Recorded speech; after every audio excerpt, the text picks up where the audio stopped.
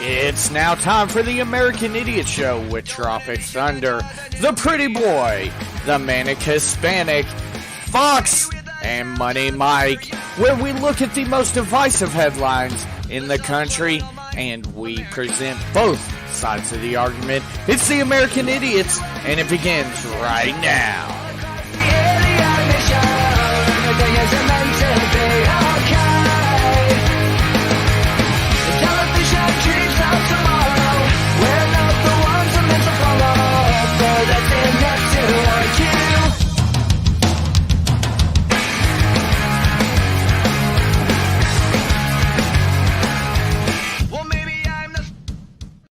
What's up, everybody? It's Money Mike coming at you live with about 15 days left until election night 2020. I officially have my I voted sticker, so I'm pretty happy about that. Actually, 3 of the 4 people we're going to start with tonight have actually cast their ballot, so that's going to be the first thing that we talk about here tonight is, the process that we went through and everything. I think mine vastly differed from the Manic Hispanic and the Pretty Boys. How they went through it and their experience. And of course, we do also have Tropic Thunder making her return back to the podcast tonight. Very excited to have her on. We will not be joined by Fox tonight. Once again, a little bit of scheduling conflicts. And I believe we'll be debuting a new co-host again tonight as well. Mr. Rich may be joining us at some point tonight, so pretty excited about that. So as we continue on here on our march towards election night 2020, want to go ahead and welcome in Tropic Thunder. Tropic Thunder, how you doing this week? I'm doing so good. How are you doing, Money Mike? Hey, I'm doing pretty good myself, except for that, 3.5 hour wait to get into the air conditioning to be able to then vote. But I told Sean this earlier, and I told just about everybody else that asked me, I'm happier. I would have rather that happened than me go in there and be in and out because nobody was there. So I'm definitely thrilled about that. Well, with that being said, we welcome in the Manic Hispanic with his beautiful mask. Is that plaid? This is my tribute to Fox, since she's not able to be here. Hey! Shout out. We miss you, Fox. Hope you get your papers done, and good grade. Hey, there you go. And with that being said, we'll bring in the final member of our panel here tonight. It looks like he's bending over right now in his recliner. The Pretty Boy Sean. How are you doing tonight? You don't get his music entrance. Where's my music, man? Sir, you don't get music tonight. There's too many people that want music at this point. I cannot bow to each of your music requests. We would be 30 minutes in. I have never requested that. No, the way you do it, though, Michael, is like you say the person's name, and then you do like a 20-second snippet, and then they come on. Hold on. Are you teaching me how to do my job? Yes, sir. Yes. Well, gentlemen, I know we 3 all voted today, so we'll start. And lady. Well, the 3 of us gentlemen voted Sean today. The lady did not. Sean. Gosh. The whole sentence. Gosh, y'all. Anyway, we'll start with you, Manic Hispanic. How was the experience going to vote, especially in a pandemic? Not bad at all. It was pretty quick. We probably took about 15 to 20 minutes, and that was with a 4-year-old in tow. Dang. Okay. Had people there at the door holding the doors open so that nobody had to grab handles. Nice. They were wiping and spritzing everything down as soon as people left so that they could get them in and out. Nice. Did they have the X's on the ground where you guys would? Actually, there were circles with a little 6-foot distance and arrows. Oh, nice. Okay. Well, Sean, I know you woke up super early this morning to make sure you were the first in line, and you were very proud of that. I'm trying to figure out, y'all got the cool sticker. I got the normal I voted early sticker. Like, what's up with that? That's because you're in Pulaski County. Oh, is it by county type of situation? Yeah. Could be. No, Yeah. Michael's just not special. I'm not special either. Well, I mean, he's special needs. But we all did get this cool little stylus pin, so that was awesome. But Sean, tell us a little bit about your voting experience today. I know you met some cool people in line, you were saying. Right? Like, Oh, I thought there was going to be, like, a huge line, like people staying out all night or something. So I got up at, like, 5 o'clock. It wasn't a Star Wars premiere. Right. And we even talked about that while we were in line. But no, the next person showed up at about 6:15, and then people started straggling in. And then by 8 o'clock, by the time the place opened, there was over 100 people behind us in line. I guess Erica is voting for you guys to get your music. So next week we'll go ahead and give you guys some music. Michael, you're not really doing anything. You could do it real quick. You know what? Shut the hell up. We are talking. I'm picking a Samoan song that you're gonna have to accommodate for me. Oh, okay. I'm gonna have to accommodate. Oh yeah. But It's a no. very pretty song. Accommodate me. I got you. Well, I definitely had an interesting experience. One of the cooler things, though, that I did want to touch on, the mayoral race here in North Little Rock has actually been quite heated between Tracy Steele, Terry Hartwick, and Debbie Ross, I believe, are the three major candidates that ran. And, one of the cooler things I saw was Debbie Ross and Tracy were both out there at the polling place with their workers. And Tracy's campaign walked up to Debbie's, and they were like, hey, do you need anything? You want a bottle of water or anything? I was like, you know what? That's kind of, obviously in the grand scheme of things, that's not a big deal, but that's kind of cool, I couldn't imagine Trump walking up to Biden and being like, hey, man, you need anything? You want a bottle of water? I look at it a different way. You sure she wasn't, like, rubbing faces in it and stuff like that? It's like, hey, do you need help from me? True. Could be. I could see Trump totally doing that. Yeah, that's true. That's very true. But it was definitely interesting, and I guess we'll go ahead and go into our first topic here. We got about 15 days. Well, 14 at midnight until Election Day 2020. Are you not going to talk about your experience? Did we not? Oh, okay. Well, hold on. Mentioning you was in line for 3 hours. Yeah, I was in line for about 3 hours. I actually took the afternoon off because I wasn't feeling that hot. Plus, I wanted to make sure I got my vote taken care of. So, I masked up. Was standing in line about 3 hours.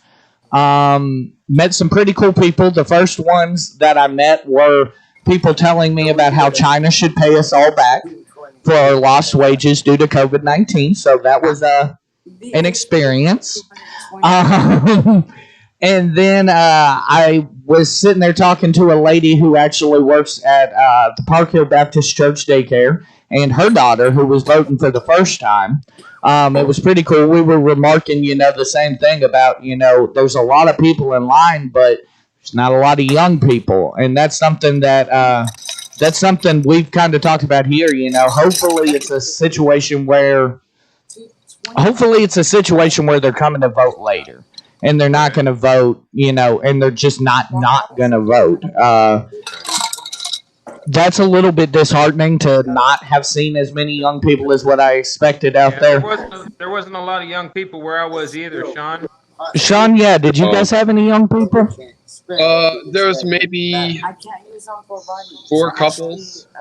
But in your precinct there, it's a small little... Yeah. I mean, I like to say I live in the land of the Walking Dead. He lives amongst the boomers. Yeah. But, no, I definitely expected to see a few more young people, but not, it's one of those things. We'll see what happens, how it shakes out. Mike, you were saying that was the only place to vote in your area? Yes. In the city, that is the only, in this, in North Little Rock, I'll just say it, in North Little Rock, that is the only place that they have to set up for early voting. So a lot of people obviously aren't going to want to go out on election day. I feel like election day turnout is going to be less than what we normally see with presidential elections, just because I think that we will see a lot of people just get it done early. I think that's why we are seeing record numbers early voting, because of the pandemic and people not wanting to have to deal with the BS surrounding going on voting day. That was going to be my other question. Is it usually like that, or do you think? No, usually it's an in and out process because of the COVID. Yeah, usually it's an in and out process. I feel like there are a lot of people fired up, but the question that you got to ask yourself is, which side is fired up? Because if there's not young people out there, and there's a lot of honestly people that are older than me, and full disclosure, I'm 30, you got to think that it's the right that is fired up and getting out of here. Right. But to look at traditional ways of thinking, if you are a sitting incumbent president, huge turnout isn't good, because logical thinking, nobody's going to turn out in massive numbers to keep somebody in office. I don't know about that. We'll certainly see this week, though, or over the next 15 days. Pretty boy, Yeah. Your polling locations, how many do y'all usually have, and how many did you have this time? As far as early voting, I think there were 4 or 5 in the county. And, of course, during the actual election day, there's going to be one in damn near every town. So, I mean, it's predominantly a white area, so they leave all the polling places open. It's not like, in predominantly urban areas where they try to shut them all down. You're just being honest. Right. And here we go with Sean talking about the Republicans suppressing the vote already. We are 12 minutes and 17 seconds and counting in, and Sean Castleberry has already said the Republicans are out to suppress the vote. Hey, at least I didn't say the word Hitler. Oh, I just did. Damn. Oh, damn. 12 minutes and 30 seconds in, we get our first Hitler reference. We'll get back to that here in a few of our topics, but no. One of the cooler things that, I saw was another member, once again, of Mr. Steele's campaign. He was helping an elderly lady. He told her, hey, ma'am, you can actually go to the front of the line. They have a handicap ability. I think she was using a walker. He said, ma'am, you don't have to stand in this line. You can go to the front. And she was like, well, sir, can you take me up there? And he was like, no, I can't come within, laws and regulations. I don't know what the official distance is from the polling place. But, Sean, actually, you said earlier that you had a guy that showed up with some campaign merchandise on that they made take off, and he threw a little hissy fit. Well, I mean, he just got mad and left. I mean, he came up wearing his Trump 2020 hat, and just everybody kind of giggled as he walked down to the line. We're all like, oh, that guy, this fucking guy. And about 20 minutes later, there he goes, mad, just walking to his truck, like, how dare you say something to me? Like, dude, I mean, that's just the fucking rules. It is what it is. Yeah. You can't do that. That's true, but I will say this, and this isn't in defense of Trump 2020 gear or anything like that, but let's be honest. If you're wearing a Trump hat, is that going to sway anybody? Come on now. It's about the rules, Mike. It is about the rules. Yeah, when he walked by me, I mean, I started to jump on the fence. Yeah. I mean, come on now. You thought about voting for the Cheeto for a minute. No. You caught the MAGA spirit off of him. America. America. Fuck yeah. Well, gentlemen, we'll get into our topics here. We got about 15 days left until Election Day, and CBS 17 was wonderful enough on YouTube to provide us with a rundown of what to expect over the next 15 days.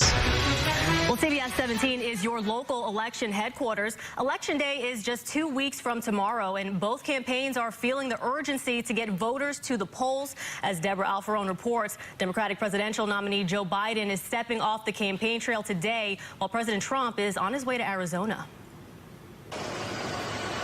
President Trump heads to Arizona for a rally this afternoon. It's a state where he has some ground to make up, with Democratic nominee Joe Biden leading in the latest CBS News Battleground Tracker poll. But President Trump says he has momentum. All of the crowds have been incredible, and they've been incredible size, too. The enthusiasm that we have, I don't think anybody's ever had more enthusiasm. Campaigning in Nevada Sunday, President Trump told a packed crowd of mostly maskless supporters that Biden wants a Grinch-like lockdown. The Christmas season will be canceled. Look, remember I said we're going to bring back Christmas, right? The name? Remember we brought it back, right? And he mocked the former vice president for wanting to listen to the scientists about the pandemic. He'll listen to the scientists. If I listened totally to the scientists, we would right now have a country that would be in a massive depression. The Biden campaign hit back in a statement saying that the U.S. economy would be in better shape today if the president had listened to scientists in the first place. Campaigning at a drive-up rally in North Carolina, the Democratic nominee slammed the president for insisting the virus will soon be under control. This guy's gone around the bend if he thinks we turned the corner. Turn the corner. Things are getting worse. Coronavirus cases are on the rise in 40 U.S. states right now. Experts say we're likely to lose as many as 200,000 additional lives nationwide between now and the end of the year. Biden will step off the campaign trail today to focus on preparing for this week's final presidential debate. Deborah Alfarone, CBS News, the White House. Well, remember, you can vote early at any location in your county, and you can register to vote. Okay, that doesn't apply to any of us. But welcome back. I want to go ahead and welcome in our next member of the panel here tonight, Mr. Rich, coming in. Rich, how you doing tonight? Hanging in there. How's everybody doing? Hey, there you go. There you go. I know you had a tough day, so we'll try to take it easy on you. But, guys, we got 15 days left until election night 2020. This is where you really start seeing these guys putting a foot on the gas pedal and trying to race towards the finish line. You really hear the rhetoric in Trump and Biden both getting ratcheted up to 100 as they, make that final push. I think it was 3 states opened up early voting today.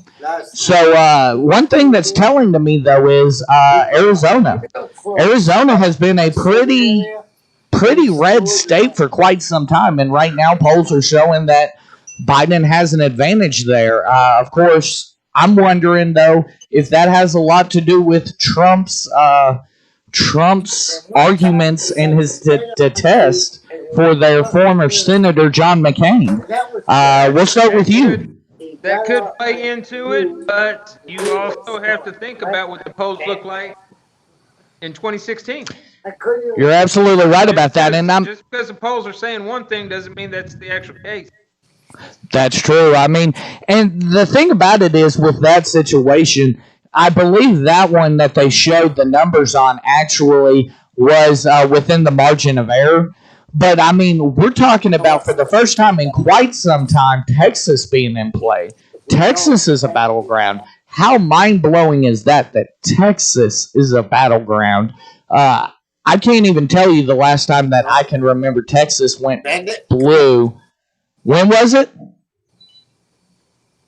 Oh, I thought he said stuff.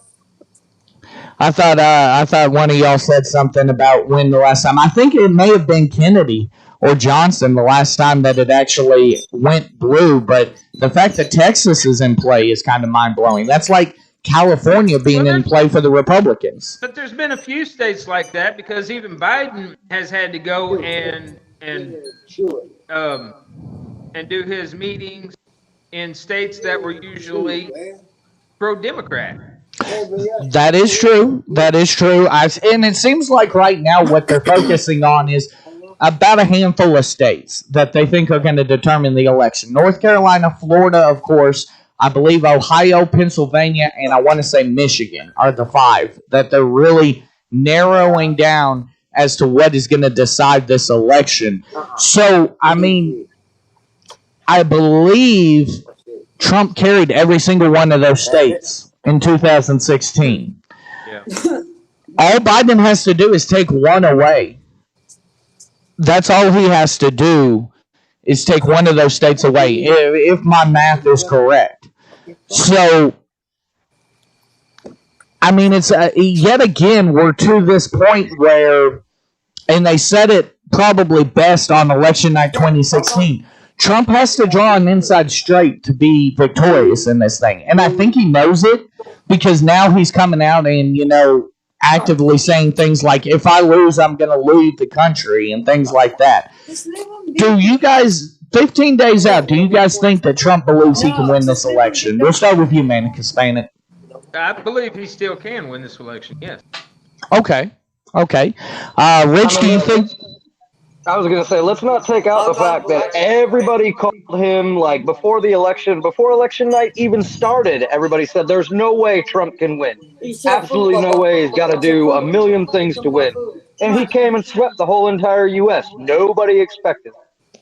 I don't believe anything's said and done until the next president of the United States is announced. God willing, it'll be Trump. Okay. Sean, do you think do you think the realization is starting on Trump, or do you think it's rhetoric that he's starting to acknowledge that he may not win?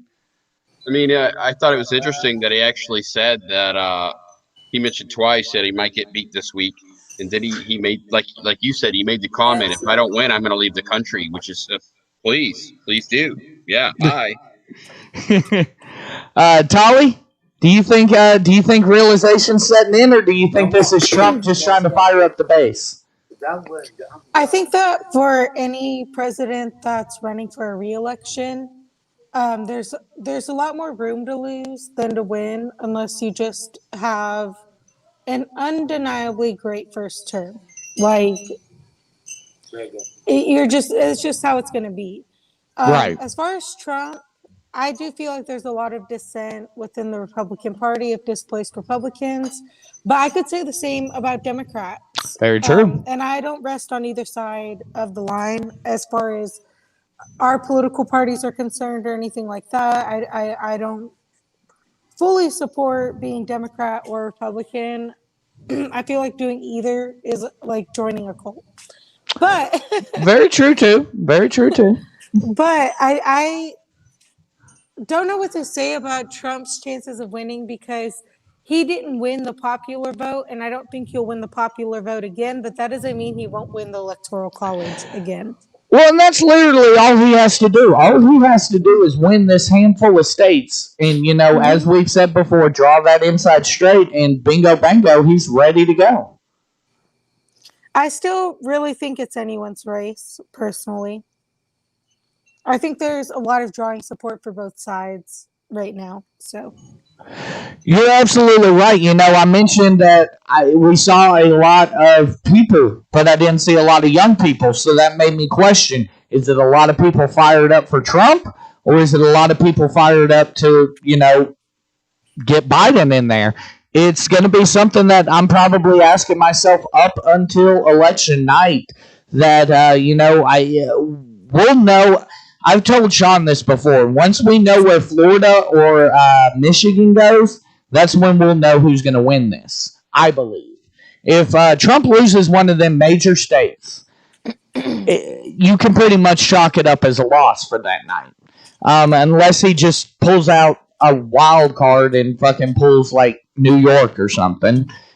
You're pretty much dead in the water. Trump has such a narrow, and even Trump will acknowledge this. Trump's campaign manager this week acknowledged that they have a narrow but viable path to victory, just like they did in 2016. The question is, in 2020, are we going to be questioning what went wrong, or are we going to be saying, holy shit, he did it again?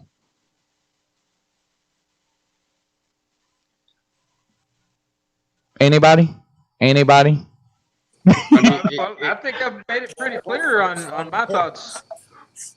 Hey, why don't you show America your socks? America? Are we that far out now? We're that far out. We're special. We're as far as Cummins Prison. I know that much. Hey, a prisoner in Cummins likes feet. We'll bring you a pair, Mike. But it's always them that biting him. Well, I definitely look forward to election night coverage we're gonna have on this platform on November 3rd. But let's get into something a little bit different. I think surprise. Oh my God, he's got Tupac now. Anyway, Sean's playing around with the visual effects, if y'all can see. I think surprisingly we're all gonna agree on this, and for different reasons. But Amy Coney Barrett, it's her confirmation hearings are continuing, and I figured I'd grab this poignant moment from MSNBC this past week to talk about it. Good morning, Your Honor. Good morning, Senator Cornyn. You know, most of us have multiple notebooks and notes and books and things like that in front of us. Can you hold up what you've been referring to in answering our questions? Is there anything on it? That letterhead that says United States Senate. That's impressive. Well, Judge, the best I can understand, the objections to your nomination are not to your qualifications, your experience,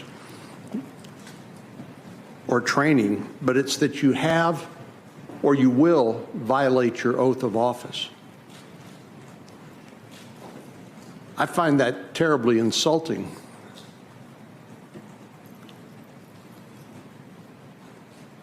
They suggest that you can't be unbiased in deciding a case you haven't even participated in yet.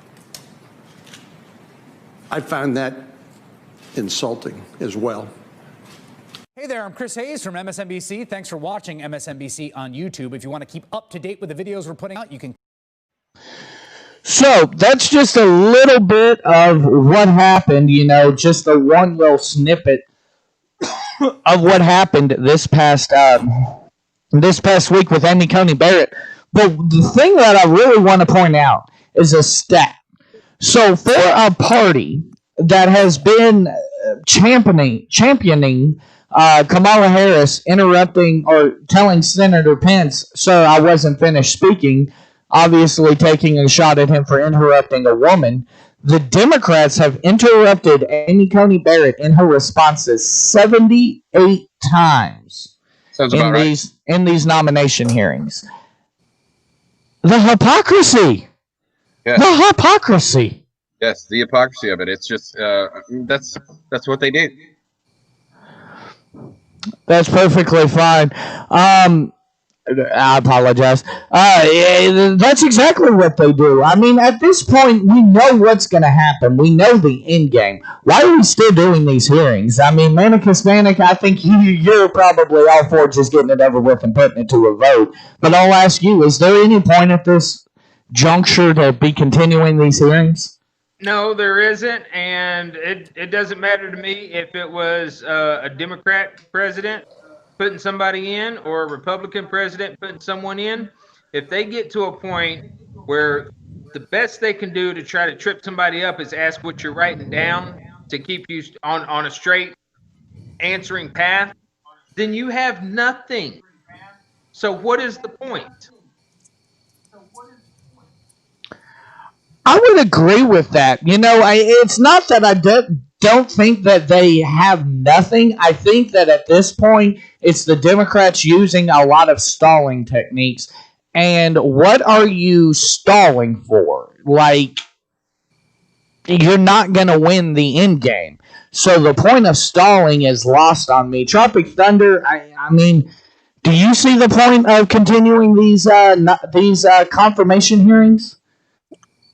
Well, I'm going to be honest and say I don't entirely agree with Amy Coney Barrett as a choice for Supreme Court justice, just because I see it as if someone that was Islam had those kind of views, it would be fucking like the biggest issue. It would be the same issue that we're having with Amy Coney Barrett.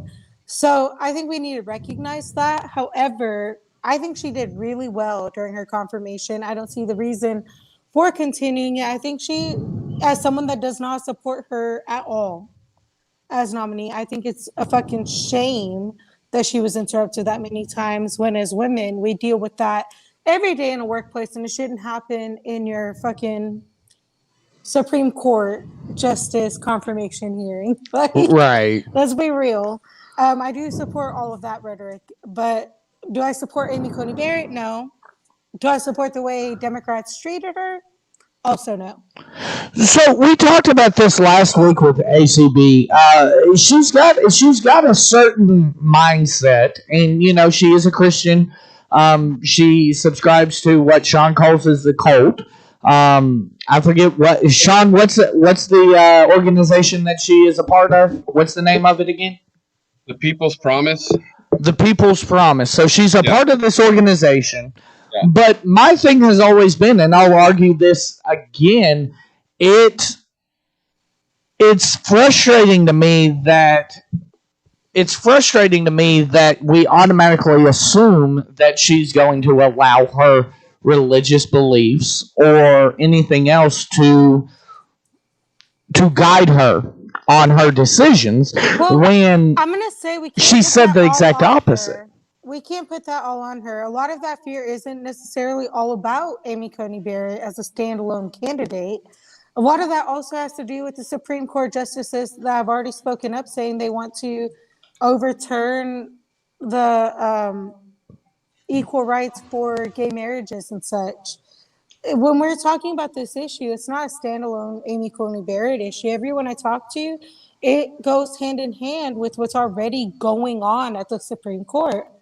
So what is our new Supreme Court justice going to support based on what we know about what she has supported and what she believes?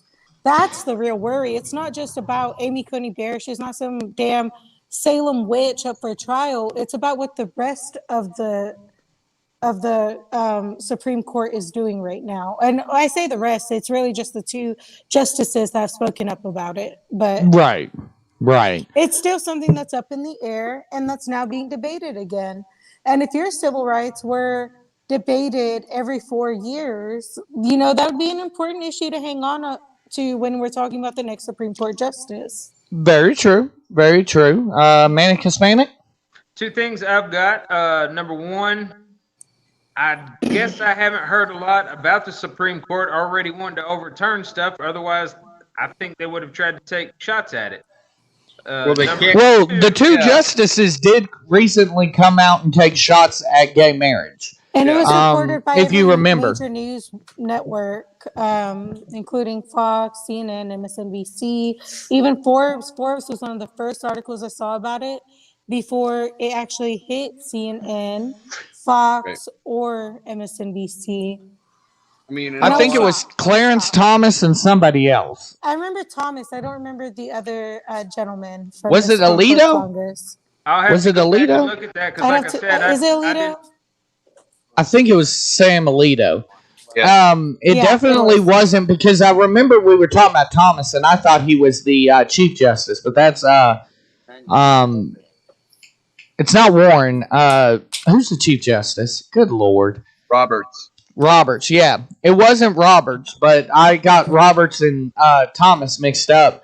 But yeah, no, they have come out, and I believe in their dissent, they said something to the effect of that they think that county clerk in Kentucky who refused to issue the gay marriage licenses, they said that they felt she was a victim of, I forget how they put it, but they said she was a victim.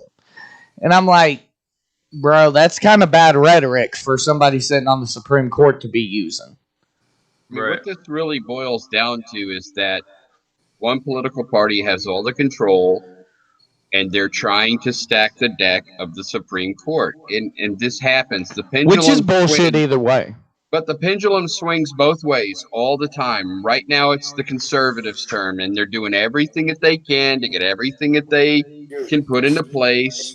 And when the pendulum swings the other way, the same thing's going to happen. I mean, we just go through this every 4 to 8 years. Even though, to be fair, Biden says he is not a fan of stacking the court. So everybody who thinks he's going to get in there and do that can sit down and not be as excited. I apologize. Manic Hispanic?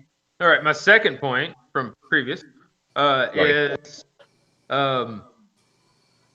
that if there was going to be issue with some of the way that she has ruled, I believe a lot of these Democratic senators would have already brought that out.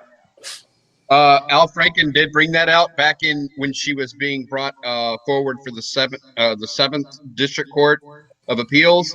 Now, to be fair, Franken took a lot of heat for that. Yes, but he did point out the fact that she was a cultist, that she has extremist views, and that she has spoken out publicly about those extremist views. And, you know, again, the Democrats did do that back then. So this isn't the first time. Any of her decisions.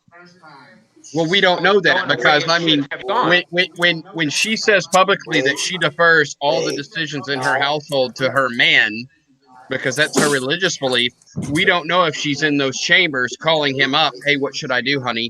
You just don't know. I wouldn't trust it. That's just me. Okay, but whenever you have somebody that consistently rules one way or the other, surely somebody would bring that up if it was a big mistake, if it looked like it was not to the law.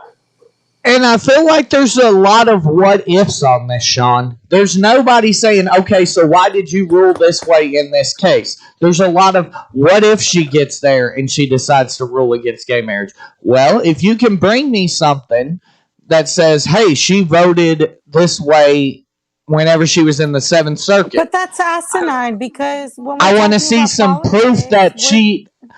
Right now, it's speculation to me. But that's all politics is. Even when we have outright proof, outright court cases, we still speculate. So that's true. When we're looking at politics, it's always speculation. Joe Biden and Trump both have court cases in the Supreme Court for having raped or assaulted women and minors. This is a fact, but we still overlook it and speculate over those facts. So when we're looking at Amy Coney Barrett and it's all speculation, that's literally how we make decisions. We make decisions based on the speculations we make on their history and their personal beliefs. And it's not always singularly what they do or say. Otherwise, Hunter Biden's drug issue wouldn't be the main talk when we're talking about Hunter Biden. Yeah, we're going to talk about that. We're going to talk about that today, too. But, Hunter Biden, good Lord. Go ahead. What I'm getting at, though, is how many times has she made a ruling that has come up in an appeal and been overturned because her ruling was wrong? Unconstitutional or what have you. I understand what you're saying. I'm just saying that when we're criticizing speculation, everything is speculation in politics. Or else we would honestly discuss the fact that both our presidential nominees Why aren't we? are suspected pedophiles and rapists. Why aren't we, though? That's my point. I'm just being real. When we're talking speculation, that's all it is. But we don't speculate over facts. So what's wrong with me speculating over what I know someone believes? Well, that's my thing. You know, you mentioned these facts. Why aren't we discussing this? Why are we going into the realm of, oh, well, Trump may launch a nuke in 2 days to freaking stop early voting? Like, why are we doing that rather than why are we doing that rather than this motherfucker's an asshole for doing this and this and this? Oh, okay. You know what I'm saying? Like, why do we do that? Why do we feel the need to speculate rather than... Sean, you're the facts guy. You always talk about how you use your fact up your argument and what have you. So why do you think that we as Americans are speculating? And, she's right. We do. We tend to speculate on our thoughts and opinions as far as these issues go, especially with ACB, it seems like. Well, I mean, people speculate in the stock market. They hedge their bets in most major decisions in their lives. You weigh the pros and the cons. You look at, if you're going to marry someone, you're going to look at them. How did they treat you in the past? What is their behavior? Are there red flags? Maybe I shouldn't marry this person, right? You're going to sit there and think about these things before you actually do that. So what we're doing is we're taking someone and we're saying, we're going to put you in the highest court in the land for the rest of your fucking life. we have a right to question everything that you've said publicly. We have a right to actually go through those records and say, man, this is kind of sketch. That's what I'm saying, though. Use the records. You're in a cult that a lot of people think is really weird. I think that alone should just disqualify. No cults. If you're a part of a major religion, cool, that's fine. But we don't need people in cults. That's really weird. But the question is, do you classify it as a cult, or is it actually legitimately classified as a cult? Opinions differ on that. Most Catholics say it's a cult. Okay, that's perfectly fine. But what I'm saying, so we're listening to most Catholics now on everything, or just that? Right. I mean, I'm just trying to say. My point is, have we proven that it's a cult? I see most Catholics. She is a Catholic. Little boys too. No, she is a Catholic, so I'm going to take the Catholics' majority opinion about this, okay? It's a charismatic movement that's like the Pentecostal movement. Catholics don't do this. The sunglasses came off. He's serious. No, but I'm saying, though, Catholics aren't a part of the charismatic movement as far as the majority of their religion. Right. Right? They do view these subsects as being cultish, and her beliefs back are in the day, if you were capable of reading, they put you to death too. Because the Catholic Church did not want you to go against them in any way. I mean, my views about religion, okay? Right. I'm not trying to Sean, to be fair, you think our religion is a cult. And I mean, I'm not here to attack you on that or even discuss that with you, because that's another episode for another time. But what I'm saying is, once again, what makes this a guaranteed scientific? Okay, so if you can't hand me a piece of paper where this is a certified cult, then why are we calling it a cult? Why are we demanding that why are we saying that she's definitely going to do these things? If we don't look back, Scientology a cult? So, question, Sean, have you looked back at her record and seen where she has used this cult to guide her? Yes. She has actually spoken out against LGBT rights. She has spoken out against abortion. Has she ruled against these, though? It's what she has said publicly. These are her beliefs. Perfectly fine, but has she ruled against them? Because the matter at hand is she will use those priorities to rule against them. She has ruled against some LGBTQ decisions. That's what I'm looking for. Yes. That's what I'm looking for. Use her record as a judge against her. Right. Now, I don't know the specific case. I just know that they actually brought that up.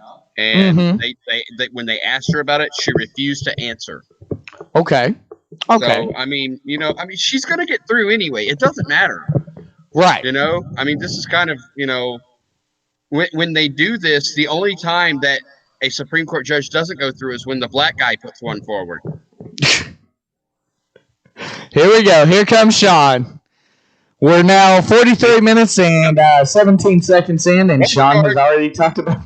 Sean has already brought up Obama not getting the Supreme Court justice through. We are on fire tonight. Well, I think we're all in agreement. It's going to happen. It's probably going to happen within the next 2 weeks before election night. What's the point? What's the point of continuing at this point? Ted Cruz kind of went off on the same situation, and for once, I can't believe I'm about to say this, I'm agreeing with the Cruz tangent, but he pretty much was like, why the hell are we sitting here at this point? We know what's going to happen. Why are y'all just berating this woman over stupid shit? And they're not even bringing up the stuff that you're bringing up, Sean, because they're scared to, because of the backlash that Franken got. They're scared to bring up the religion. They're scared to bring these things up, but yet they're still sitting there taking up time. I mean, that would be like, would you let Warren Jeffs be on the Supreme Court? Motherfucker, I would have to Google who Warren Jeffs is before. Oh, come on. Collie, do you know who Warren Jeffs is? Is this an age thing? Hold on, I'm Googling. Oh, he's a Mormon guy, apparently. Okay, cool. Yeah. I mean, as long as he would use the Constitution as his basis, whatever. But he's also a cult leader, and he's also a sex trafficker, and he also married 27 young girls under the age of 14. Well, then that's unacceptable. That's why I'm saying you have to research this stuff. You have to look into it, you know? Right. And if you think that the Democratic Party has not looked into Amy Barrett, then I don't know where your head's at, man. I would agree, but once again, though, I think, Antonio, the most frustrating part of all of this is the big fucking elephant in the room is her religion, is this cult that she's a part of, and they're not addressing it because they're scared. Can they address it is my question, because last I knew, we couldn't keep people from certain positions due to sex, race, creed, religion. All those things are supposed to be a non-factor. True. Pretty boy, Tropic Thunder. So would you allow a Muslim to be on the Supreme Court? Absolutely. Would you allow a Muslim to be on the Supreme Court? Well, I don't have a choice. So if we had a majority of 9 Muslims on the Supreme Court, would you be happy with that? Are they going to use the Constitution as their... I can't stop it. Yeah. Are they going to use the Constitution as their rule? Because if they use the Constitution, absolutely. I'm sure that they would say so, but then their personal beliefs are going to what?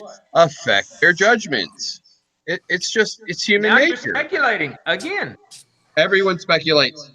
Tolly just did make that good point. I mean, and it is a good point. I think that's a microcosm of the issue in politics, though. We speculate rather than look at, okay, well, Trump's an asshole because he did this and this and this. And that's my point. I think Trump's an asshole because he's literally done this and this and this. Not because I think he's going to do this. Right, but that's one my thing. That y'all are going to learn about me is I am totally black and white. It either is or it isn't. There is no gray. Right. Really? So except in your hair. Whenever y'all start questioning me about this kind of stuff, it's either a yes or a no. It's not a maybe. Well, there is a lot of black and white in politics, but you make a good point. We're supposed to go by. Let's test that real quick. As far as the law goes, you see all the law concerning humankind as black and white, right and wrong? Yes. So if a Jew were hidden from Germans during World War II, which is against the law because they're trying to protect that person and they're breaking the law, in your opinion, they've broken the law, so they've done wrong, right? Well, you're looking at their law. I'm talking about American law. But you mentioned law, so that's why I'm bringing up that subject. If it's black and white, if it's by the law, if that's the law of the land. I see his point. I mean, 50 plus years ago, something like that, it was illegal for black men to sit at a whites only deli counter, and they broke the law there. I see your point, Sean. There is a gray area within enforcement of the law. There's always gray areas in everything, and you have to. You got to see and accept that, even in religion, in science, in everything. To say everything's black and white, those ultimatums, you're missing out on a whole lot. Well, if things need to be changed, there are channels to try to change things. Well, I would agree with that. I would agree with that. The Constitution and the law is what we are governed by. Very true. Very good point. Well, it looks like we may have lost Tropic Thunder. She's got a family commitment, but we're going to go ahead and move on to the dueling town halls here. So let's take a look at these. I have not got to see either town hall, so I'm kind of interested in seeing these highlights. The Vice President and the people. Now, President Trump Town Hall. Welcome to our town hall with Joe Biden. Mr. Vice President, welcome to you. Good to be with you. Welcome, Mr. President, and thank you for being here. That was very well stated, I have to say. Good job. Do you have any remaining symptoms from COVID? Nothing whatsoever. I'm great. I feel good. And you don't know if you took a test the day of the debate? Possibly I did. Possibly I didn't. We're in a situation where we have 210,000+ people dead. And what's he doing? Nothing. He's still not wearing masks and so on. And something happened, but as far as the mask is concerned, I'm good with masks. I'm okay with masks. I tell people wear masks. But just the other day, they came out with a statement that 85% of the people that wear masks catch it. So, you know, They this didn't is say a that. very I know that tricky- study. Well, That's that's what I heard, and that's what I saw. And when a president doesn't wear a mask or makes fun of folks like me when I was wearing a mask for a long time, then, you know, people say, well, it mustn't be that important. If a vaccine were approved, would you take it? Would you mandate that everyone has to take it? Yes, I would take it. I'd encourage people to take it. We should be thinking about making it mandatory. How could you enforce that? Well, you couldn't. That's the problem. Just like you can't enforce measles. You can... Why does it seem like I denounce white supremacy, okay? You did I've 2 days denounced later. white supremacy for years. You didn't ask Joe Biden whether or not he denounces Antifa. And frankly, you want to know something? I denounce Antifa. While we're denouncing, let me ask you about QAnon. It is this theory that Democrats are a satanic pedophile ring and that you are the savior of that. I know nothing about QAnon. I just told you. I know very little. You told me, but what you tell me doesn't necessarily make it fact. Just this week, you retweeted to your 87 million followers a conspiracy theory. That was a retweet. I'll put it out there. People can decide for themselves. I don't take a position. You're not like someone's crazy uncle who can just retweet whatever. If you lose, what will that say to you about where America is today? I hope that it doesn't say that we are as racially, ethnically, and religiously at odds with one another as it appears the president wants us to be. They're talking about ballots that are corrupt, that are fraudulent. And your own FBI director says there is no evidence of widespread fraud. Well, then he's not doing a very good job. What do you say to those Americans to maybe tell them why you want the corporate tax rate lower and why that helps them? It's a great question. We've created more jobs than this country has ever created. And if Biden comes in and raises taxes on everybody, and you'll end up with a depression, the likes of which you've never had. He talks about a V-shaped recovery. It's a K-shaped recovery. If you're on the top, you're going to do very well. If you're in the middle or the bottom, your income is coming down. The Trump administration has attacked the rights of transgender people. How will you, as president, reverse this dangerous and discriminatory agenda? I will flat out just change the law. There should be zero discrimination. Done more for the African American community than any president, with the exception of Abraham Lincoln. We shouldn't be defunding cops. We should be mandating the things that we should be doing within police departments and make sure there's total transparency.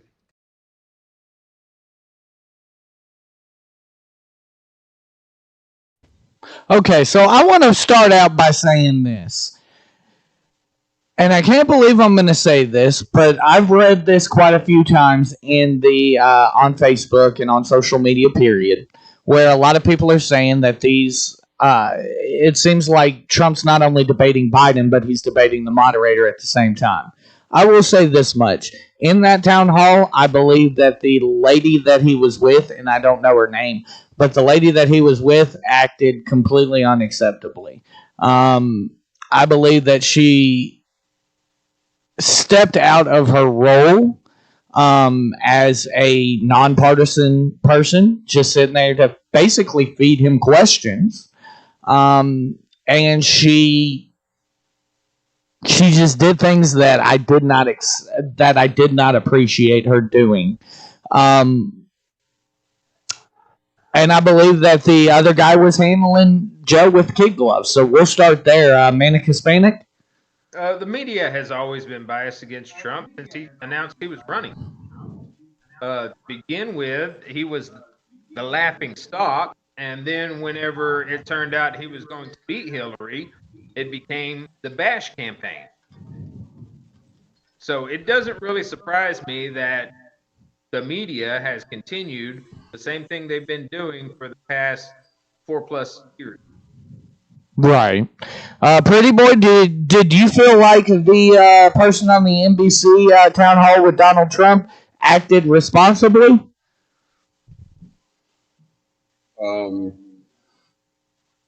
Katie Couric, I believe that's her name. Was that Katie Couric? Okay. I think so. Maybe not. No, maybe that's not her name. I was about to say, that didn't look like Katie. She's from the Today Show. I mean, they're definitely pretty biased. NBC having Trump on there like that. I mean, he should have known they were going to come at him with some pretty tough questions. You know, as far as not taking him seriously, the guy was a reality TV show host.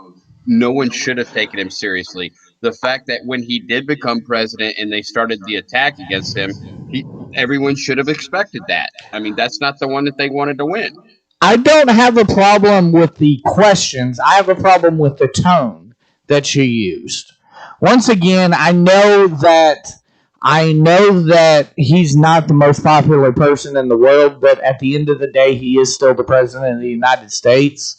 And I can't imagine somebody treating George W. Bush, Barack Obama, Bill Clinton, or anybody with that type of tone. And that's why I think it was unacceptable to treat a sitting president in that way. Yeah, even President Clinton, while answering questions about Monica Lewinsky, was given more respect than Trump has been.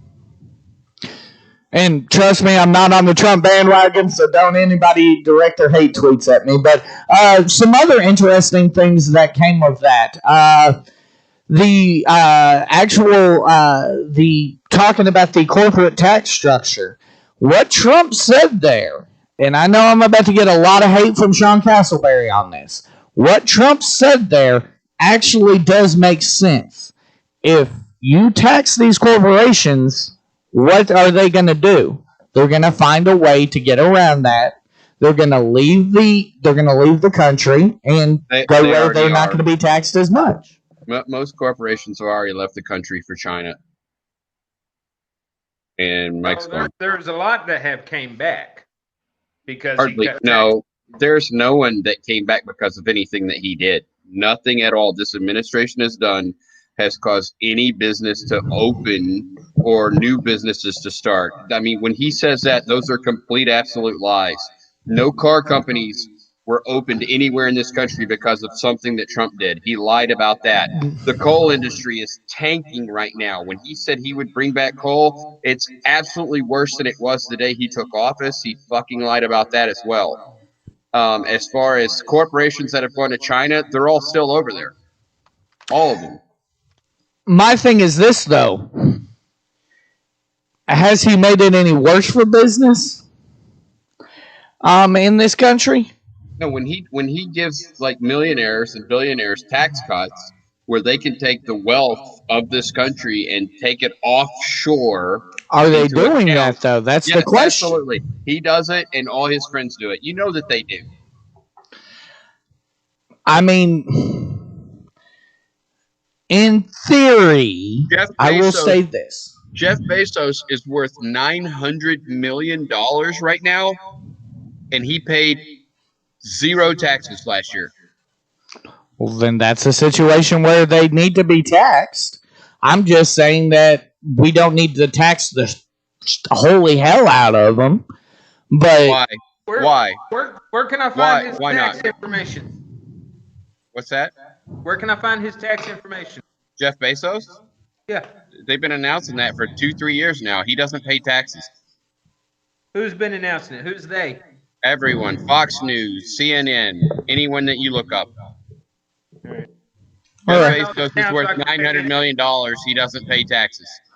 What about some of the other things that they talked about? They asked the vice president if he would mandate the virus or mandate the people actually take the COVID vaccine.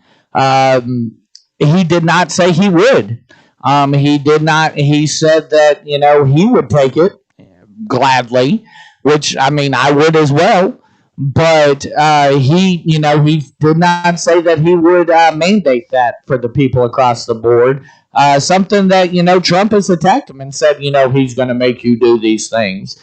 Biden once again. I'm a person of using their words, so I believe Biden when he says what he says. Antonio, how do you feel about what the vice president said right there? I honestly don't pay a whole lot of attention to that. Mm-hmm. Vaccines are vaccines. Some are electoral, some are mandated. And when I say that, I mean there are places you can't go, mainly kids, to school if you hadn't had certain vaccines. Do you think the COVID vaccine should be mandated for children? It depends on what all the side effects are. Okay. So, I mean, first we need to get the vaccine Mm-hmm. and see what it does. Okay. Sean, how do you feel about that? Do you feel like children especially should be mandated to take the COVID vaccine to be able to attend school? Yes. I mean, it's science. If you want to deny science, then you know what? I can see Antonio's point though about the side effects. Sean, if you want to deny science, go to a third world country. Sean, I'm speaking. Mr. Castleberry. That's actually good. You want to talk about the science stuff, but then you look at stuff like the flu vaccine or not vaccine, the flu shot. Yeah. Why is that not mandated? That's true. It should be. I agree. Yeah. I agree that it should be. I mean, let's be honest. Unfortunately, if we were in the military, it would be. No, unfortunately, in this country, we had a doctor who falsely put out one paper full of a whole lot of bullshit. He was caught on that bullshit, but before he got caught, it made it across the nation from New York to Hawaii, and celebrities, all sorts of people came out and said, oh, yeah, and it became this anti-vaxxer movement, right? Mm-hmm. Right. I mean, you guys remember that happened, right? Yeah. Okay, now that guy's been discredited like multiple times, but we still have an anti-vaxxer movement based on the bullshit he said 25 years ago. It's ridiculous. Vaccines should be mandatory. I mean, it only helps us. I mean, very true. Very true. Well, gentlemen, we're going to take a quick commercial break. Then when we come back, we're going to talk about a preview of the final debate, what we can expect from both gentlemen, and if it's going to be a lot like the first debate. We'll be right back with more American Idiots after this.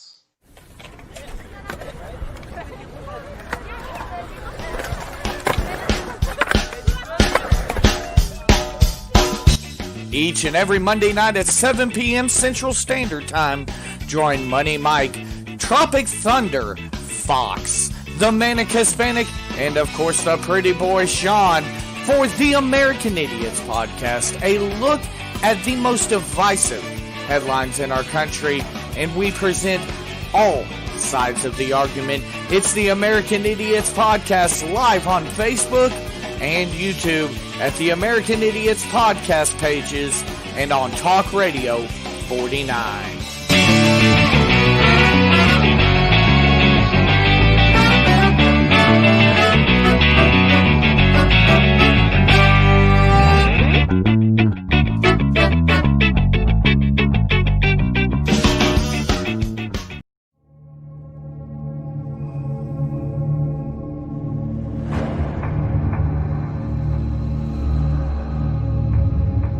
Each and every Tuesday night, join Michael Carnahan and Lisa O'Brien at 8 p.m. Central Standard Time for the Clear and Convincing podcast, where they look at the most important cases in our country's history, not from the court of public opinion, but from the court's perspective. It's the Clear and Convincing podcast right here on Facebook Live and YouTube Live, along with Talk Radio 49.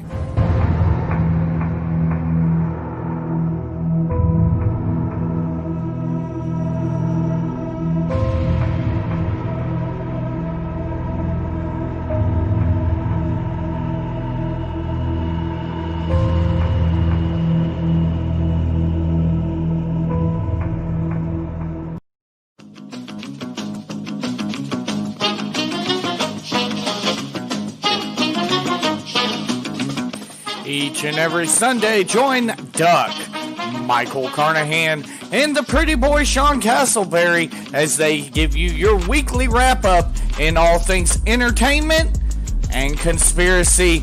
It's the Shenanigans podcast right here on Facebook Live YouTube Live, and Talk Radio 49.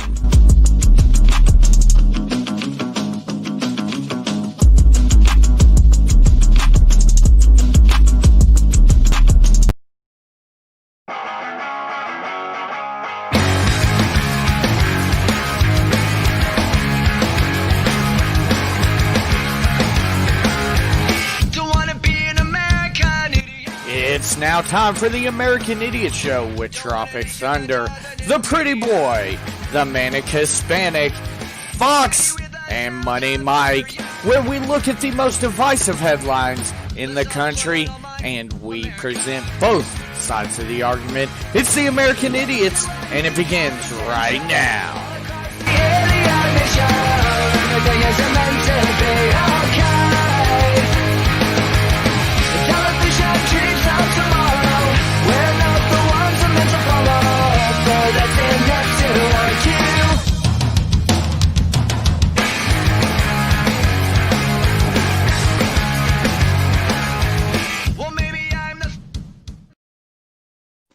And we're back here in hour 2, ladies and gentlemen, of the American Idiots podcast. I don't have a video for this one because I couldn't find one besides the live streams that are getting ready for it. This Thursday night, though, the final debate between Joe Biden and Donald Trump, by that point will be roughly 10 days away from the election. And the question I have is, number one, you're 10 days out. Isn't this a little too late to do a final debate? People have probably already made up their mind, in my opinion. It looks like you agree with me, Manic Hispanic. Yes, by that point, you've already got the states that are doing early voting, so nothing you say at that point can really change that. And as you stated, you're so close that people have already made up. I agree with that statement. You know, I would like to see all these debates done before we open up early voting. And I'm not saying push the early voting start back. I'm saying let's start these debates earlier. I mean, hell, we had, they took the nomination in July, August? Yeah, normally you would have had debates way before now. You would have had a presidential pick way before now. This COVID pushed everything back. Like to the very edge because they're trying, both sides are trying to win. Right. But that's why it's weird, But as far as anybody being on the fence, they're full of shit. Nobody's on the fence. Everyone knows who Donald Trump is. Everyone knows who Joe Biden is. We've got plenty of history with both of these people. There is no one in this country on the fence. Anybody that says that's horseshit. Do you think we're going to actually learn anything from this final debate? Do you think it's going to be a lot like the first debate where they're going to act stupid? I don't think we'll learn anything, but I also disagree with what Pretty Boy Sean is saying. There are some people that didn't grow up with Trump and are just now coming to their own to be able to vote. So there are some that could be on the fence. I would say first-time voters, Sean. I would say first-time voters probably. Okay, if there are any 18-year-olds out there, they were 14 when he was elected? Yeah. They were well within an age of reason to know who he is. How many 14-year-olds do you know that follow politics? In the town I grew up in, we all did. I mean, that was just our thing. But that's the thing. Like, it's not normal for 14-year-olds to follow politics, I don't think. Okay, it was the first time you've heard that, Sean. You're not normal. Oh, yeah, that's true. That's true, yeah. But no, I mean, and I'm not negating your opinion. I'm just saying, for me, at least in mine, I was looked at as an oddity when I was 14 and following politics as hard as I was. But, it's just one of... watching politics at 14. Yeah, and I mean, we talked about it earlier on this show. It's hard enough to keep 18-year-olds engaged in politics. You think 14-year-olds were engaged? No, I don't believe so on a massive scale. So I think, you can probably make the argument as far as 18-year-old first-time voters probably not being too familiar with Trump, but... Yeah, but 18-year-olds aren't voting. What? 18-year-olds aren't voting from what we've seen. Yeah, that's the sad part. I mean, it is only day one, though, to be fair. It is only day one.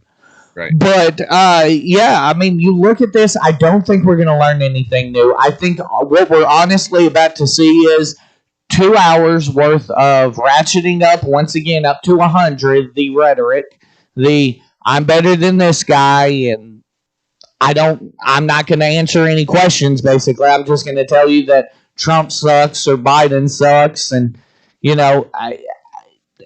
are we going to even get a straight answer out of any of these two guys? Do you guys think? Or do you think we're going to see a lot of pivoting and a lot of interruptions and just the same thing as the first one? I don't know that there'll be as many interruptions. Yeah, I think it's just going to be a complete waste of time. Yeah. I mean, we what they should do because of COVID and everything, just fast forward the election. Let's just get it over with. I agree. Just like I'm tired of hearing about COVID, I'm tired of hearing about this election myself personally. I mean, it's just I'm exhausted. I can't wait until November 3rd and it's all over with. Honestly, after election night, we may take a week off of the American Idiots podcast just to decompress from election night. But and I know that they pushed things back due to COVID, but they still could have done that and better. They could use Zoom or Skype or any of those platforms. I still think that they should do this final debate via Zoom. Fuck, let Donald sit there with his laptop in the Oval Office and be like, "Hey guys, I'm in the Oval Office." No, that would be perfectly reasonable. Yeah, I would agree with that. But I mean, the guy's a science denier, so of course he wants to be out there in front of everybody. I mean, I get it. He thinks he's going to win on points by interrupting somebody, trying to show the show of strength, right. He's the alpha male, and that's all bullshit. We know that. I mean, scientifically, that's all been discredited many, many years ago. But it's just something that Americans hold on to because that's what they were told generations. So you're absolutely right about that. Well, moving right along here. Next up, we have Ice Cube, who's been in the news quite a bit as of late. But I want to play a clip. We're going to get into the Hitler remarks, and we're going to get into this as well. I want to play a clip where Andrew Cuomo on CNN tries to bait Ice Cube into saying that he is supporting Trump. And Ice Cube says, I just love this clip. So here we go. After days of being bashed for working with President Trump, rapper and actor Ice Cube says that he is setting the record straight. In a new interview, Cube says he never met with Trump and doesn't endorse either presidential candidate. Eyewitness News reporter Amy Powell shows us more. I'm not playing no more of these games, these political games. We're not part of a team. Rapper Ice Cube speaking out during an interview on CNN, reacting to harsh criticism about his decision to work with President Trump. The backlash starting when Trump advisor Katrina Pearson posted a tweet expressing her appreciation for Ice Cube's willingness to help the administration develop what is being called the Platinum Plan for black communities. Critics questioning the rap star's motives, noting that in 2018 he released a track with lyrics calling for the arrest of Donald Trump. Ice Cube says he is not endorsing Trump and is open to working with Joe Biden's campaign. Both campaigns contacted me. Both campaigns wanted to talk to me about the contract with Black America. One campaign said, we love what you have, but let's really dig into it after the election. And one campaign said, we love what you have. Do you mind talking to us about it? And that's what I did. Ice Cube says he has come up with his own plan for racial justice called the Contract with Black America. I'm not going there talking about minorities. I'm not going there talking about people of color or diversity or none of that stuff. I'm going there for Black Americans, the ones who are the descendants of slaves. The rapper also fighting back on social media, saying he is bipartisan. Hello, I'm Mark Brown. Get more great ABC7 content by clicking. Hey, Mark Brown, by Mark Brown. Anyway, with that being said, I mean, this issue with Ice Cube, and Donald there, thank you for the comment, Donald, but he said, it makes no sense. He made a song called Arrest the President. What I think you're missing in all of this is the fact that he said, I am not working with Donald Trump. I am not working with Joe Biden. I brought it to both of them. I am working with the people in power to make a change. The current person in power is Donald J. Trump. Yeah. I mean, I can't bash him for that. No, everything that he has said and done about this is he contradicts everything that he says. Okay. What do you mean? Oh, okay. So I'm not working with anybody, but yet he is working with Donald Trump. He's only working with Donald Trump, though. He's not endorsing Donald Trump. He is saying, I am having to work with the person in power. How else is he going to get anything done? And then he says that Joe Biden is Hitler.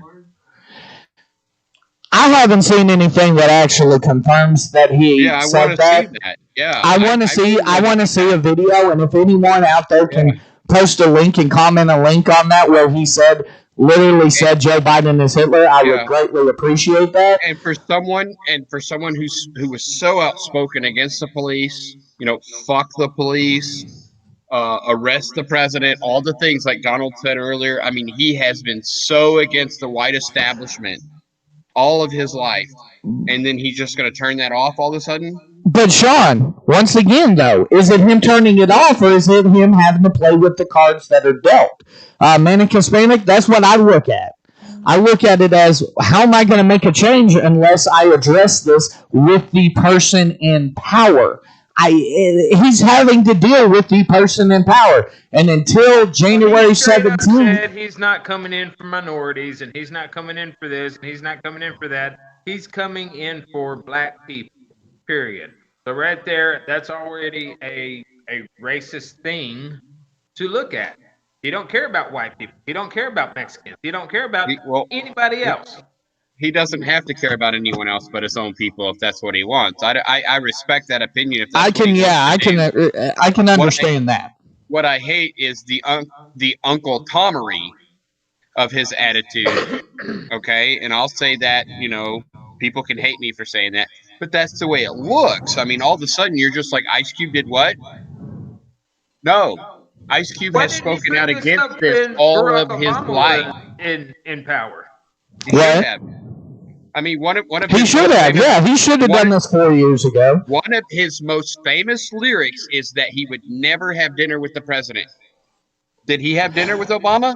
But once again, Sean, what I don't think you're grasping, or maybe you are, and you're just so angry that you don't understand. He has to work with Donald Trump. If he wants change, how is he going to work with somebody who has no power? He has no principles if that is what he wants to do. He has spoken So out you would rather him sit there and wait and do nothing? I would rather him live by his integrity and principles than kiss Donald Trump's ass for any reason at all. How is he kissing Donald Trump's ass? By saying, hey, this is my plan. Here, Joe Biden. Here, Donald Trump. Here's my plan. Donald Trump's people called him and said, let's talk about this. Joe Biden's people, if you listen to him, said, wait until after the election. That's all. One group pushed him off, the other group brought him in. Why would he even take it to either group? Because Donald Trump is the person in power. We'll start with that. Joe Biden potentially could be the person in power. Okay, so you're failing to grasp what I'm saying. Let me explain it one more time. Ice Cube has spoken out against the white establishment for damn near 35 years. So how do you expect him to make a change, Sean? He has spoken out against the white establishment. He shouldn't have anything to do with it. He should make his own movement. Okay, he has said fuck Whitey. He has said fuck the police, fuck the president, fuck the entire establishment. He has no integrity. None. So he should just continue to let his people suffer because he made some comments. What has he done for his people? He should make his He is trying to do something right now. That's why he's working with Donald Trump. Is he really, though? I think he is. No, I think it's just like a fucking play for the media. I think that's all it is. I mean, Manic Hispanic, you haven't gotten to get in on this much. Do you think that this is Ice Cube selling out to try to get some assistance for his people? And he's working with the people in power to do so? He doesn't care about his own people. One of the things that that I find funny is everybody always goes to the president for that kind of stuff, but the president isn't the one that makes the laws. True. So, like when Biden had mentioned that he would just change the laws, he can't. Right. That's a good point. The president is not the one that makes or changes laws. That's a good point. So there is a way to do this without going straight to the top of the country. I agree.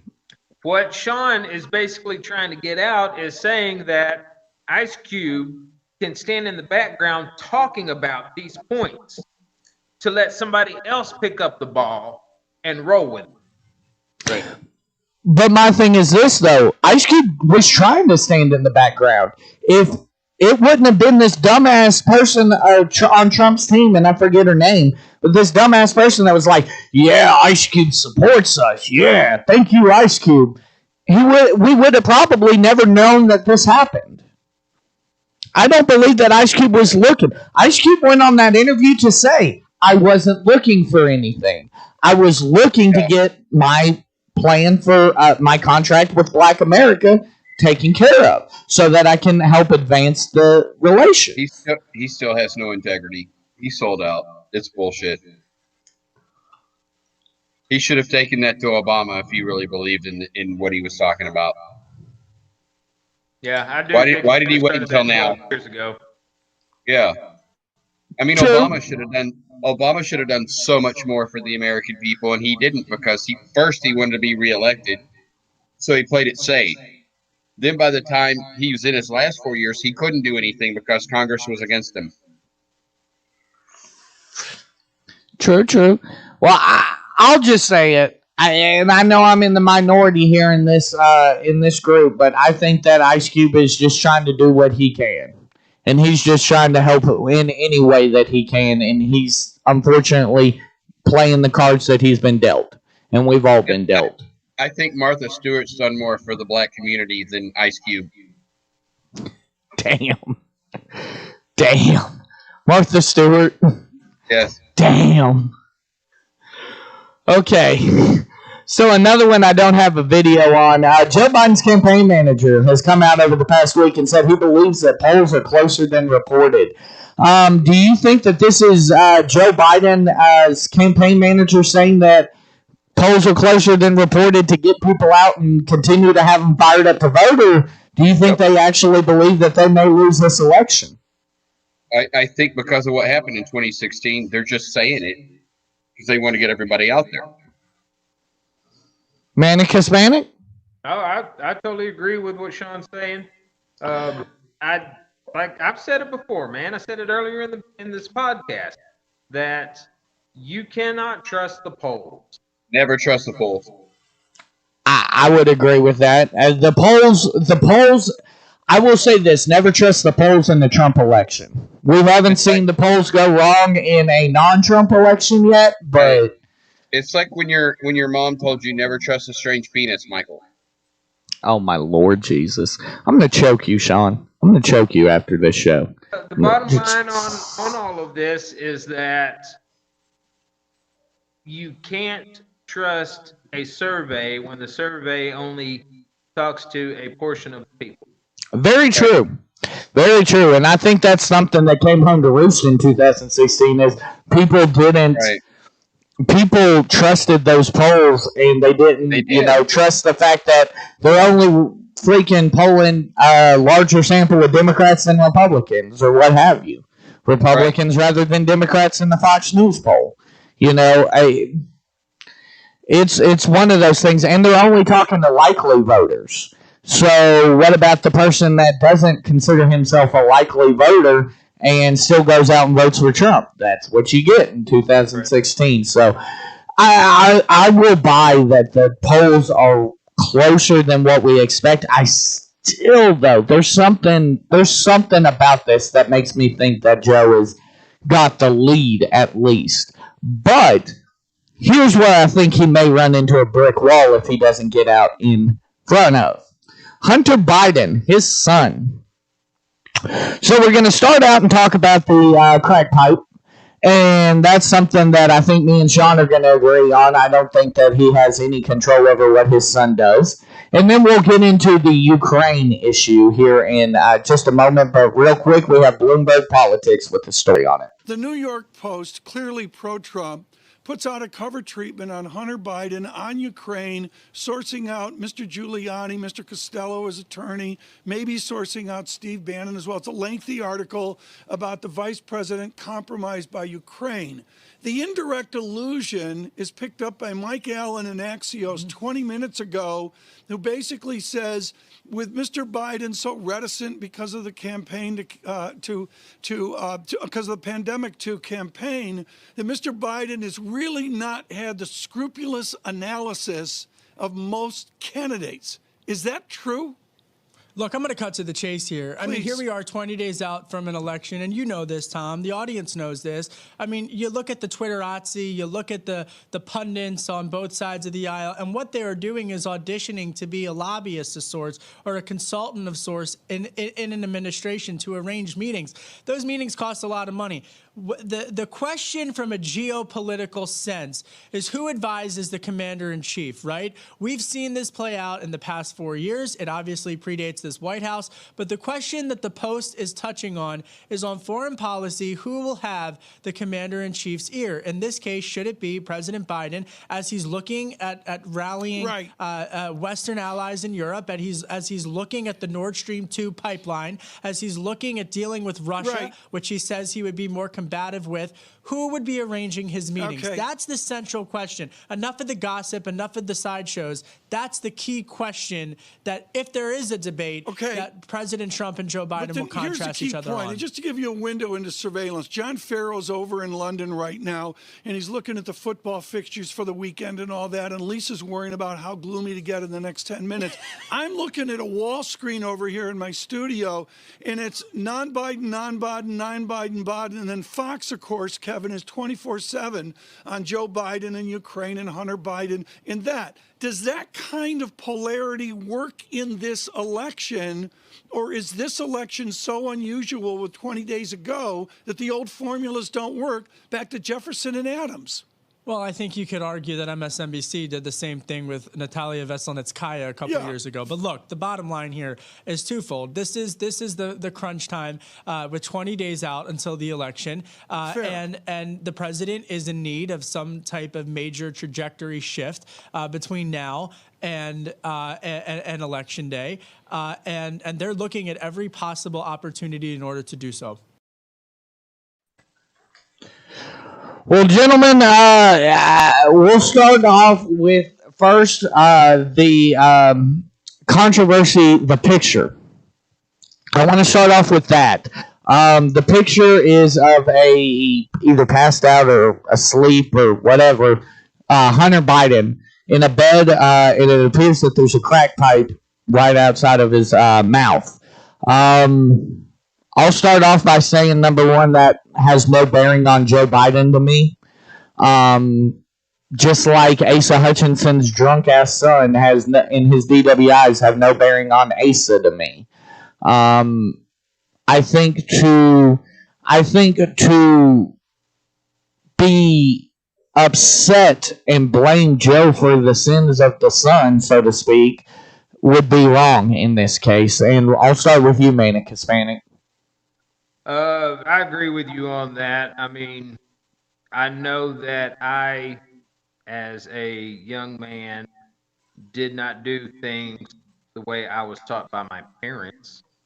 There were times that I went and did things that they wouldn't have approved of, but it shouldn't reflect on them. And I don't think that what a child does, even if when they're grown, should really dictate how a parent is treated.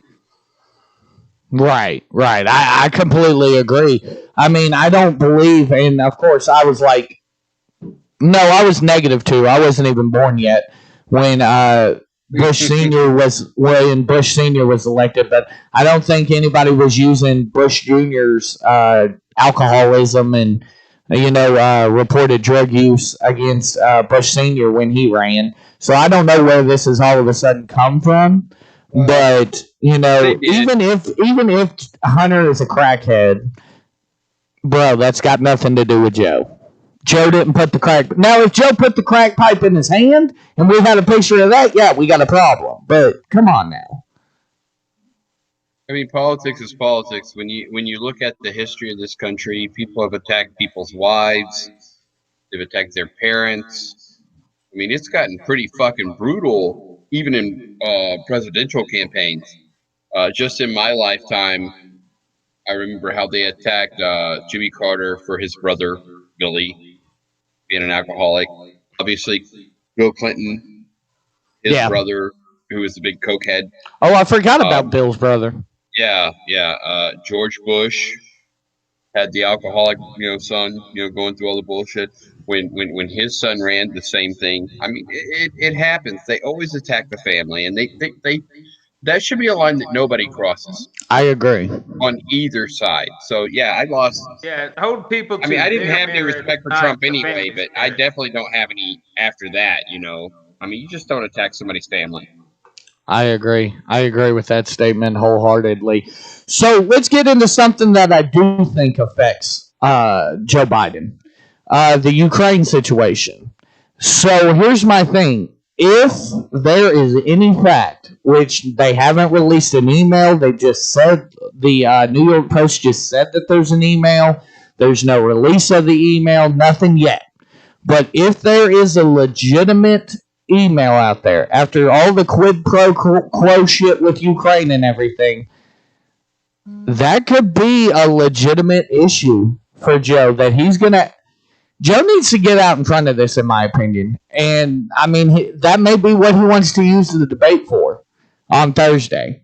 I'm sure Trump will bring it up, but I think it could be a death nail. I mean, if we're talking about how razor thin this election is, this could be the death nail for Joe. Manic Hispanic, how do you feel about this Ukraine story?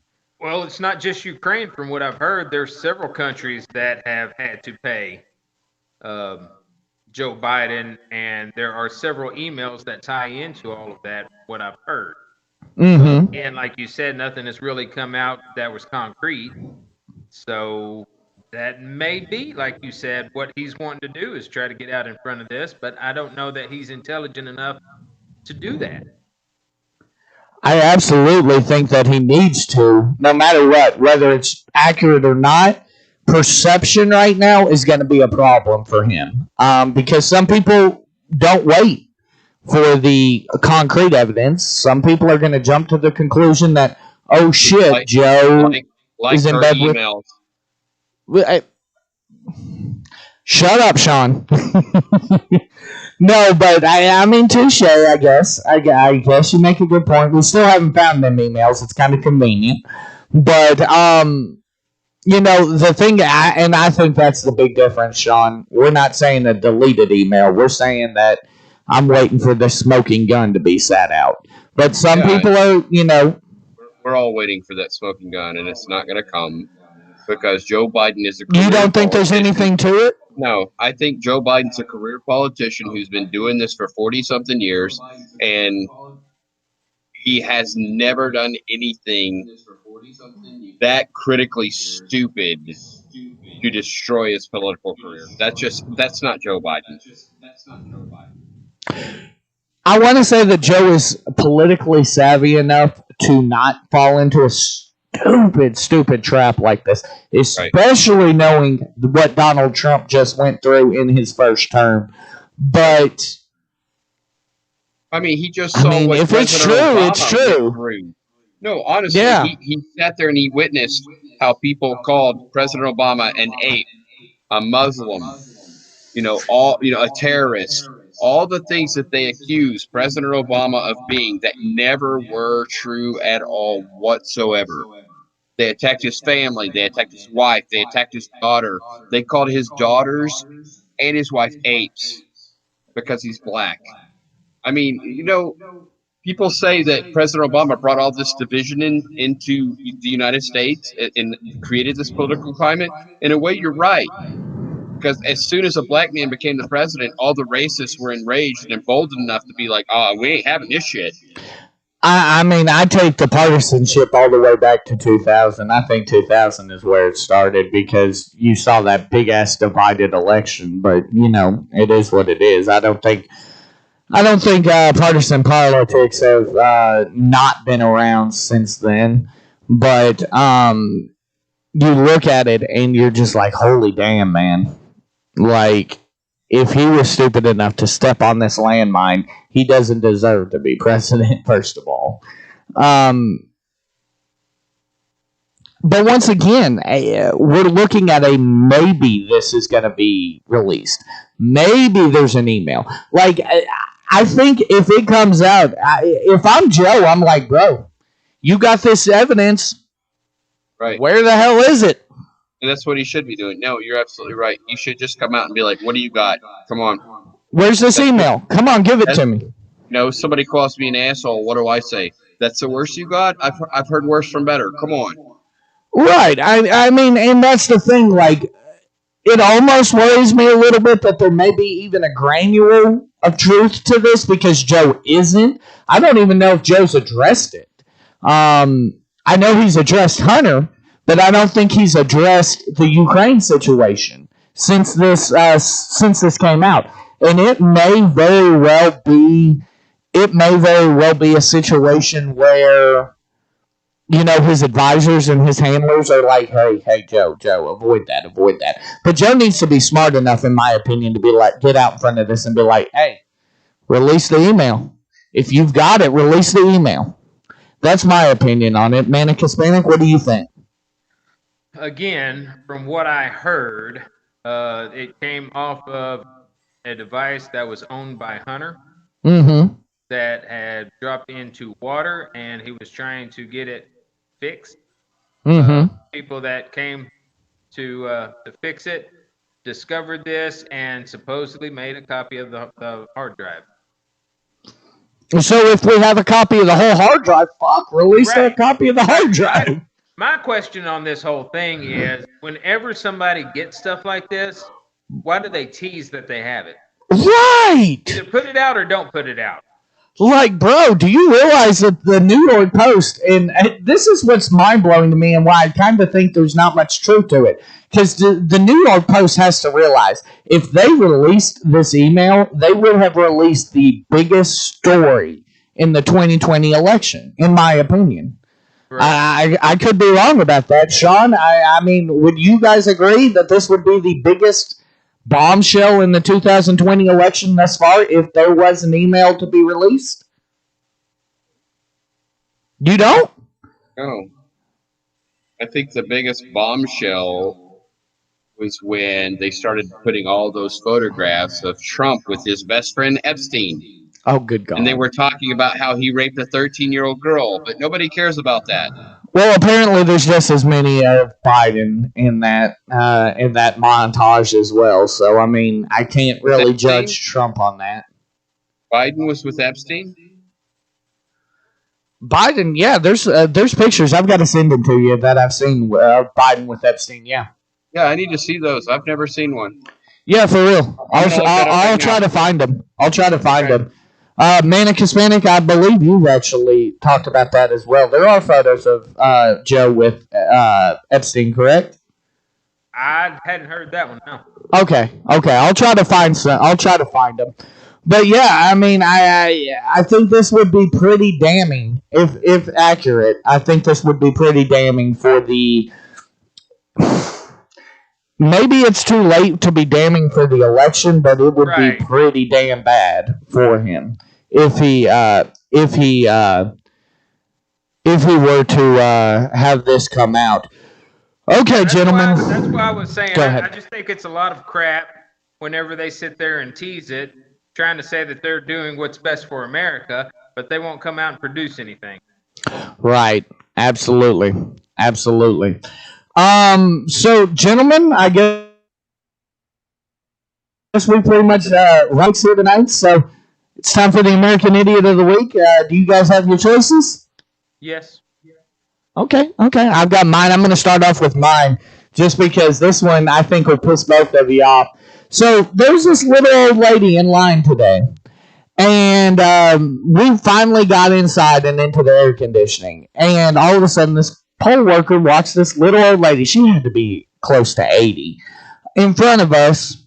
And I had 2 or 3 people, and one of them was a white lady, probably in her 40s. And when they stuck this 70-year-old woman in front of her in line, she threw a hissy fit. I've been standing here for 2 hours. How dare you put this woman in front of me? She can wait like the rest of us.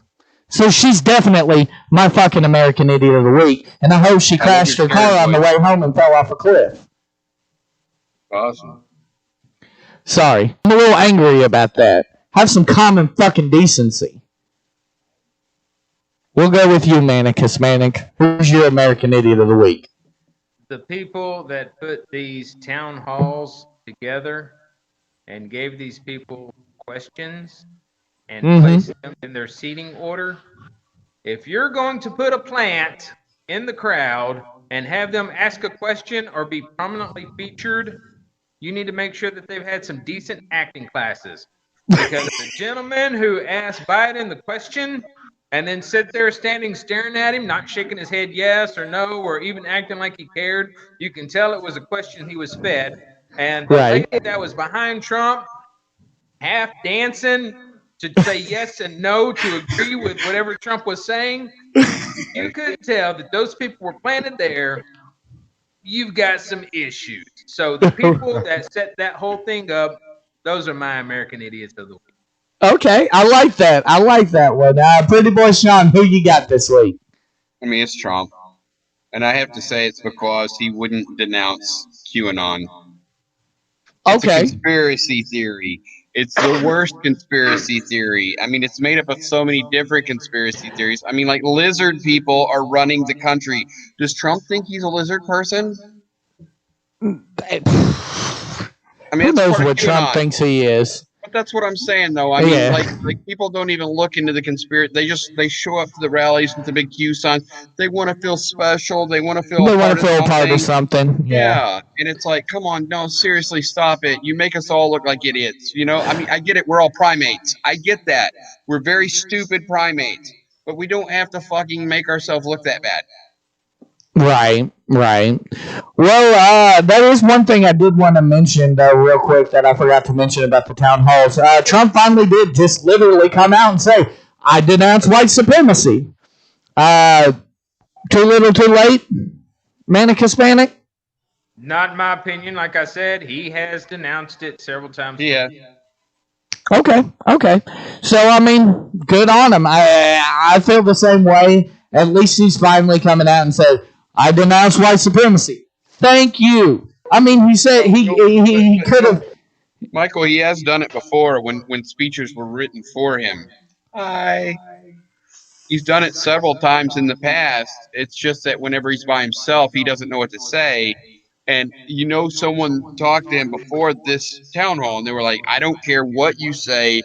If someone better say that. Yes, that's what happened. Yeah. For the love of God, man, say you denounced white supremacy. No, but I mean, the way he said it, it was like, bro, I denounce white supremacy. Come on, next question. I mean, and you can tell it's starting to get on his nerves that he gets asked this every freaking time. That he gets asked to denounce white supremacy. If I do it once, do I have to do it every day of my life? I can understand him getting a little frustrated with it. When you're dealing with NBC, yeah, you do. Dude, once again, she was an asshole.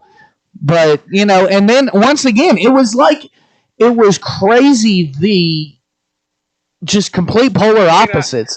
The guy on CBS was handling Biden with kid gloves, like, Mr. Vice President, would you like to? And then she's like, motherfucker, you better answer this fucking question the way I want you to answer it right fucking now. They should have got that Carlton guy from Fox News to hit Biden, and they should have gotten Rachel Maddow from MSNBC. That would have been good. Trump. No, right. Nobody could complain that either one was being given kit gloves or being asked really hard questions, because both of them would have went after both of them. Absolutely. I completely agree. That Oh my God, we just solved debate platforms right here on the American Idiot Show. Holy shit. Yeah, or just let Joe Rogan smoke a bong in front of everybody. I swear to God, I'm still supporting Joe Rogan as one of the debate moderators. Fuck anybody that doesn't think that would be entertaining. Put that shit on pay-per-view. Playing bongos naked, right? I'll pay $50 to see that shit on pay-per-view. Joe Rogan. Trump versus Biden. Oh my goodness. Well, gentlemen, we're going to go ahead and get on out of here. We're going to have a little bit of a short show, but I appreciate you guys for sticking through it, and we'll see you next week on the American Idiot Show. Good night, everybody.